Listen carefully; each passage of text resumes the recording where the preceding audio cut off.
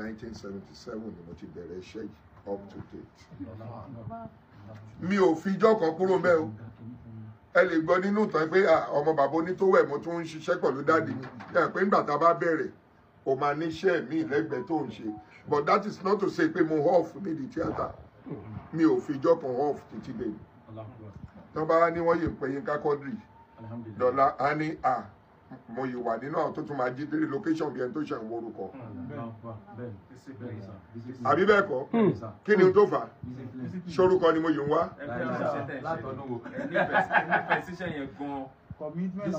Commitment ni passion ni. Kì í ṣe owó yẹn rẹpẹtẹ. Alihamdulilayi. Eléyìí ò ń ṣe ẹnu kì í ṣe tìgbéraga.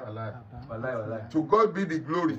Gbogbo ọmọ tí mo bí first born mi 1982 ni. Mo dẹ̀ bẹ̀rẹ̀ iṣẹ́ yìí ní 1977 ṣẹ́rí pọ́n bá mi ń di ẹ̀yìn. Ọlọ́run jogún ọmọ mẹ́sàn-án dáadáa fún mi. Méje ló wà ní òyìnbó. Tó túmọ̀ sí pé inú iṣẹ́ yìí ọmọ bàbá olówó ni mí nítorí mo mọ ọmọ fẹ́ sọ ilé ìkẹ́má ni ọ̀tọ̀ nìtàn tí bàbá yìí sọ. Yes, mo gbé owó wọnú tíátà. Artist tó máa náà mọ̀gbà tí Yínká Quadri ń fi yẹ ẹsẹ̀ rìn táwọn jọ ń gbọ́ mọ́tò ó ṣọ̀wọ́. Torí 1980 ni dáàdì mi ti ń ra mọ́tò sílẹ̀ nídìí. Ó tún di 84 ó pààrọ̀ mọ́tò mi. Nígbà tó di 87 mo ta mọ́tò yẹn mo fi ṣe fíìmù òjìjí. Èmi àti iṣẹ́ ìtẹ́ ìmọ̀ èmi àti Jídé kò sọ́kọ́.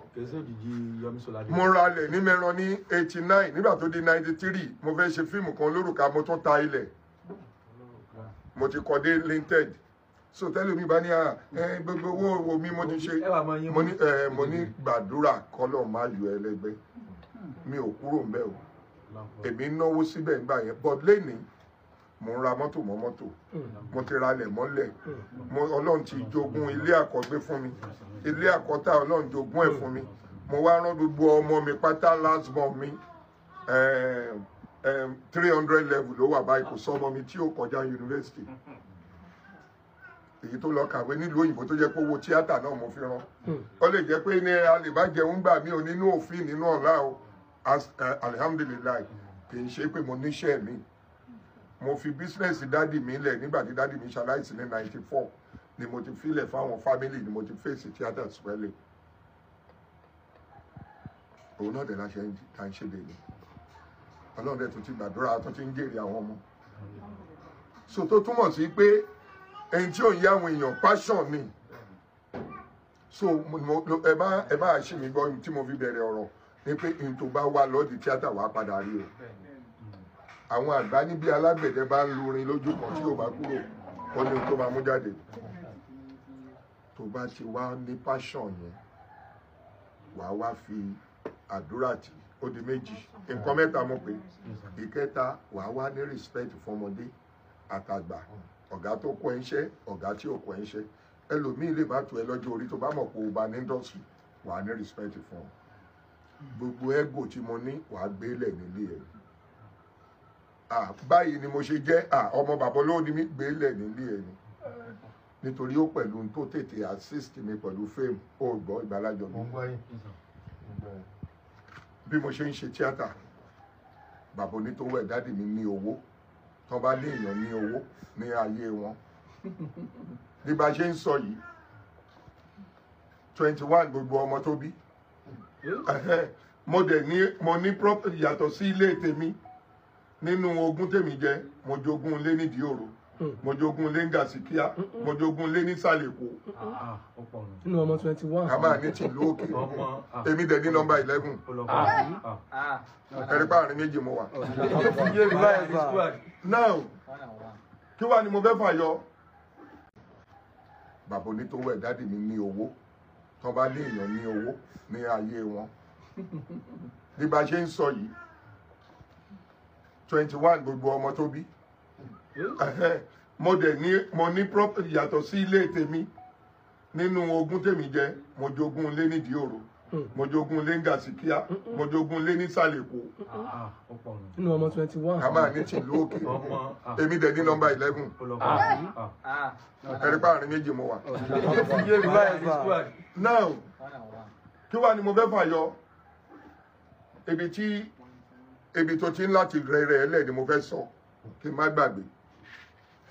Nígbà tí mo wá wọnú tíátà professionally mo wọnú tíátà ní 85 nígbà táwọn Bello fẹ́ ṣe Ogun Àjàyè first film àwọn Bello. Ibẹ̀ lèmi náà ti ṣẹ̀mọ̀ àwọn àgbàlagbà.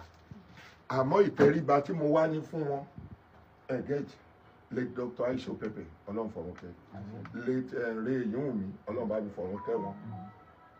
Bẹ́ẹ̀ lọ àwọn àgbàlagbà yẹn bí Bello bọ́n ṣe rọra wà yẹn, Jídé Kòsọ́kọ́ gbogbo wa mú mi bí àbúrò.